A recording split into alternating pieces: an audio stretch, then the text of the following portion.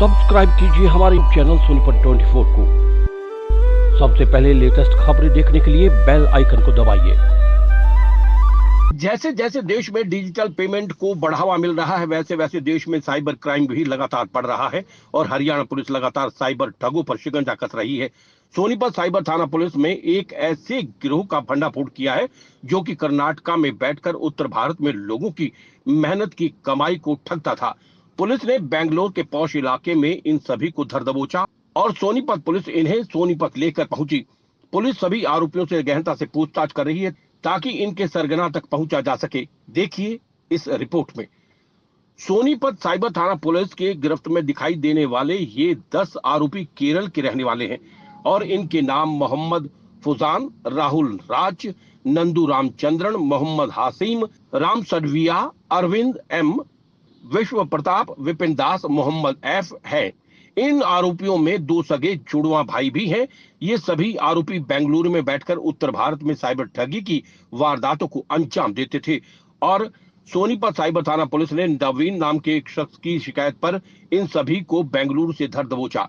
जब इनको गिरफ्तार किया गया तो इनके कब्जे से 1196 SIM card, 47 mobile phone, 35 debit card, 5 wifi dongle, 2 laptop, 5 wifi set और अन्य सामान बरामद किया गया।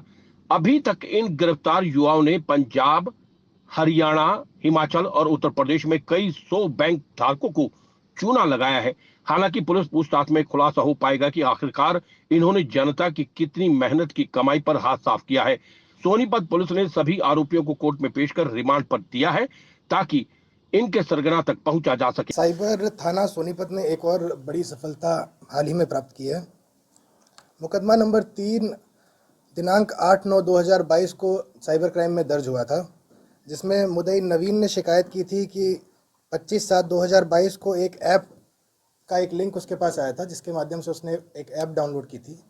उस ऐप में उसे विभिन्न प्रकार के ऑर्डर दिए जाते थे और लालच दिया गया था कि आप 100 रुपये का अगर ऑर्डर परचेज करोगे तो आपको 120 रुपये मिलेंगे।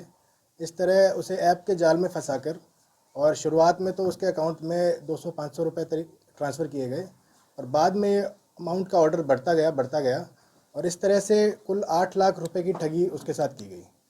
तो इस संबंध में मुकदमे में कार्रवाई करते हुए पहले 2 आरोपियों को पूर्व में गिरफ्तार किया गया था। 19/2/2023 को प्रबीर कुमार मंडल को हुगली वेस्ट बंगाल से गिरफ्तार किया गया था, जिसका अकाउंट साइबर क्राइम में यूज़ हुआ था। उसके माध्यम से आगे बढ़ते हुए साइबर क्राइम की टीम ने 23/2/2023 को राज घोष को वेस्ट बंगाल से गिरफ्तार किया, जो अकाउंट परचेज करता था। इसी पे और टेक्निकल एनालिसिस करते हुए और इनके फर्दर जो साइबर क्राइम में इन्वॉल्व चेन को ब्रेक करते हुए आगे पता लगा कि बेंगलोर में इस तरह से बड़े स्तर पर साइबर क्राइम को अंजाम दिया जा रहा है और वहाँ पर एक किराए के मकान में रहकर काफ़ी लोग इन वारदातों को अंजाम दे रहे हैं। तो इस सूचना के आधार पे उन पे रेड की गई और उस मकान से 10 आरोपियों को अब वर्तमान में गिरफ्तार किया गया है। साथ ही उनके कब्जे से 48 mobile phone, 1196 SIM card, 20 mobile charger, 2 laptop, 35 debit card, 5 dongle, 5 wifi router और 1 इंटरनेट बैंकिंग का RSA टोकन बरामद किया गया है।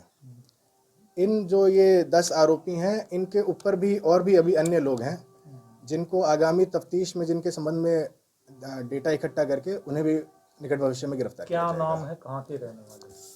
ये 10 आरोपी के नाम इस प्रकार हैं।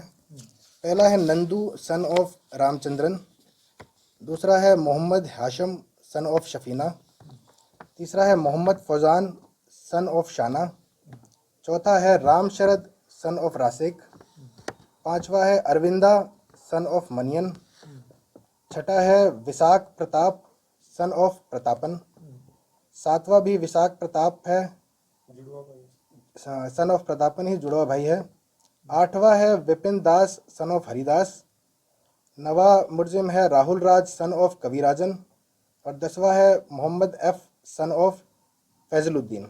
ये सभी केरला के रहने वाले हैं और इनमें से 2 BSc करे हुए हैं और बाकी जो 8 मुर्जिम है वो 12वीं पास है। अब तक कितनी वारदातों को अंजाम दे रहे हैं? सोनीपत या हरियाणा में इन्होंने कितने वारदात को? ये तो अभी इन्हें रिमांड पे लिया गया है, तो अभी इन्हें पूछताछ की जाएगी। 10 दिन की रिमांड पे इन्हें लिया गया है। सर ये सैलरी पे काम करते थे या कमीशन बेस पे काम करते इनका कमीशन बेस पे काम किया करते थे। जो इनके ऊपर जो आका बैठे हैं वो अलग अलग व्यक्ति को अलग अलग कमीशन पे नियुक्त रखते हैं। क्या मेन आरोपी गिरफ्तारी को लेकर प्रयास?